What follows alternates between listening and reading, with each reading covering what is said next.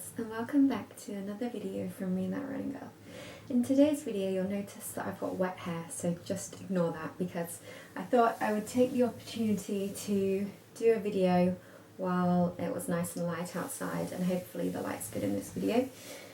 So yes, I thought, I've just been running around 9 miles today, and I thought I obviously need a shower, I need to wash my hair, and I want to make a running video, so my channel viewers are just going to have to put up with me with wet hair. Anyway, I just thought I would make a video today about asthma in runners and how you can develop asthma as a runner and what you need to do to overcome that.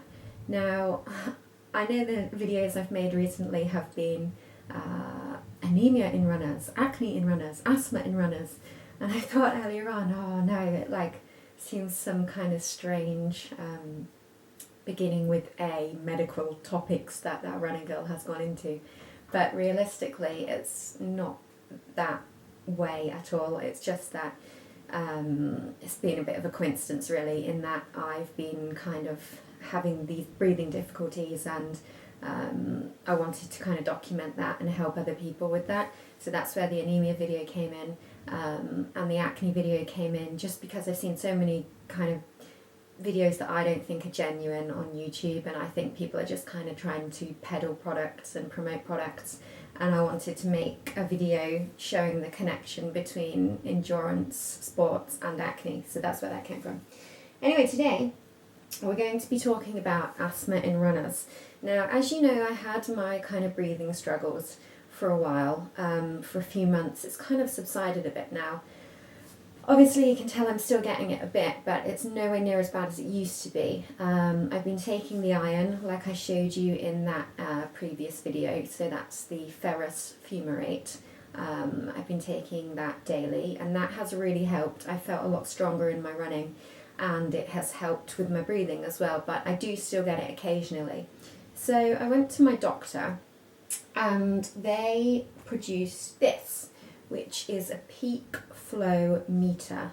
Now, peak flow, this is basically a tool to measure how much oxygen that you can exhale. So it basically measures how hard and how intense and how strongly you can exhale. So what you do if you're kind of short of breath or you're having kind of asthmatic symptoms, if you present to your doctor with those kind of symptoms, they will usually give you a test like this. So it basically has, it's basically a measure, and it starts at 0 at the bottom and goes all the way to beyond 800. And what you do, you put your mouth around here and you take a deep breath in and you blow out through this. So I'll give you an example of how it works.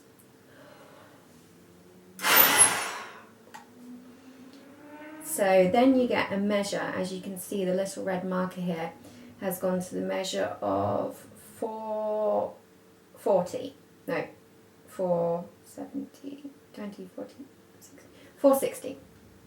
So my measure on that is 460 at the moment. And there are different measures, different averages for your age, your sex and your height. So if you look this up online, for example, if you looked up my average peak flow, so for my lungs, what I can breathe out, the maximum, is supposedly around 440. So that's kind of roughly average. Now, when I went to the doctors, I used one of these a few weeks ago, nice lipstick marker, and it was coming back as 310, and obviously 310 is really, really low. So I don't know whether that had some sort of bearing on the anemia front, because since I've been taking the iron, I'm able to, get more out of my lungs, obviously, because my maximum was 310 at the doctor's. And since I got my peak flow monitor, I've just been making some general kind of readings and what my peak flow is. So today, for example, before I went running, so this was at 12:30, I took an average of a few readings, and my average was 487. And then I ran 9 miles today, and I got back and I repeated it, and my average this time, seriously, so noisy around here. the average this time was 4:15. So again, 4:87 to 4:15, that's quite a drop, but you've got to realise that I had just run 9 miles at, just under 7:30 pace. So it's not exactly jogging, but it's not exactly going all out either. So I think those are really encouraging, and I'm starting to wonder whether it was some kind of anemia issue and something to do with the blood flow, and that's why, I wasn't being able to breathe properly. But anyway, the doctors at the time, because I had 310, thought that I should trial an inhaler. Now, I wasn't very keen on this idea, because if you've watched this channel before, you'll know that I'm a vegetarian, and you'll also know that I am very much against these kind of big pharma companies and, hooking everyone up to be set on drugs for life and taking this pill on Monday and that pill on Wednesday and this, oral suspension in between. And I just don't believe that that's kind of the best way to live. I always like to find a natural alternative. But it came to a point where my body just felt so used up, and I felt so drained and I couldn't breathe, and I just thought, you know what, maybe I do need medicine, for a bit until I get better, or I do need to kind of manage this with medicine. So I got one of these, and I was kind of thinking about trialing it. I was going to trial it before a long run, but I actually forgot in the end. But then I did one run a few days ago where it was really, really, really windy. I'm talking like 42 mile per hour winds on a 10-mile run. And I was literally gasping for air when I got back. So when I got back, I did take a puff of this, and I don't really feel like it did much. Like, I don't know whether I did it incorrectly, but I just didn't feel it did much.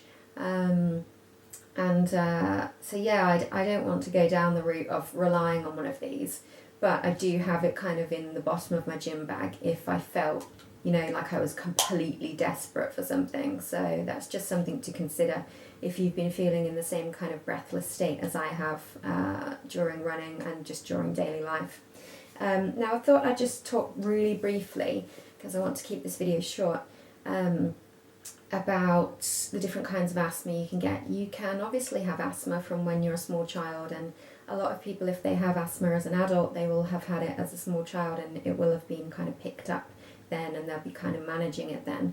But you can actually get something called exercise-induced asthma, which is where I'm not sure, I think it is in other sports as well, actually, because I read a statistic online that said something like 70% of top elite swimmers and a third of Team Sky riders all have some form of asthma.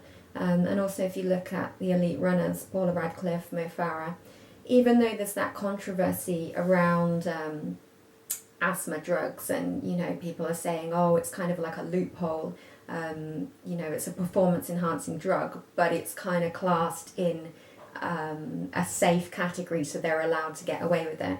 And I kind of do see you could easily fake one of these. I mean, if you just didn't blow as hard, a few times, you're going to get a lower average, and then they're going to say, oh, maybe you need one of these. But if you're actually like me and you have been really breathless and not able to speak a full sentence without being able to take a breath, you might have something called exercise-induced asthma, which is where you do so much exercise intensely over a period of time that you can actually narrow the airways in your lungs. So you might need something like this to open them up again. So if you think you have those kind of symptoms, definitely go to your doctor, and they'll probably get you to do one of these. But if not, just request a peak flow meter. If not, you can buy these yourself. I bought mine at a pharmacy for £10, which I think works out at about $15 if you're in America. So yeah, you can buy these anywhere. You can buy them online as well, which are roughly the same price, so that there's nothing fancy or expensive that you can't get your hands on. So I just thought I would give you an update, and I hope that's helped some people that are having kind of breathless symptoms and feel like they can't breathe while running. My next video will probably be a bit less medicine based, because I know these videos have been a bit Dr. That Running Girl. I've just ordered a pair of Nike Free Flyknits to do my track session in, because I did track session last night, And my New Balance RC 5000 have completely fallen apart because I wore them for 3 years and they've got holes in. And I actually thought my foot was going to come through the shoe at one point, so I think it's time for a change. So I ordered those just as a kind of track shoe. As you know, I love my Lunar Racers, so I won't be switching from those. But I will probably do a review on that when they arrive. And I hope you're all running well, and thank you so much for continuing to subscribe. I'm now 6 people away from 600 subscribers, which is fantastic. It does get me a bit disheartened at times when other sort of so-called like iconic YouTubers make videos especially about running and they get like, I don't know, 150,000 hits or more, and there's me making videos about running when it's like my ultimate passion, something I'm very good at, and I get like, 200 views. But hopefully in time, when this channel becomes more established and people realise the things that I just said, then maybe I will be a bit more famous on YouTube. But I'm not, like I said always, I'm not doing this to be famous on YouTube. I'm doing this to kind of underline how much I love running and hopefully inspire other people and help other people get out there and love running too. So anyway, I hope you're enjoying your running and you're all running well, and I will see you in my next video. Oh, remember to follow me on Instagram and Twitter. I will insert the links here. I post about my training, the kind of paces and distance I run, what I eat, just general things like that. A few selfies might creep in as well. So I'll see you in my next video. Bye.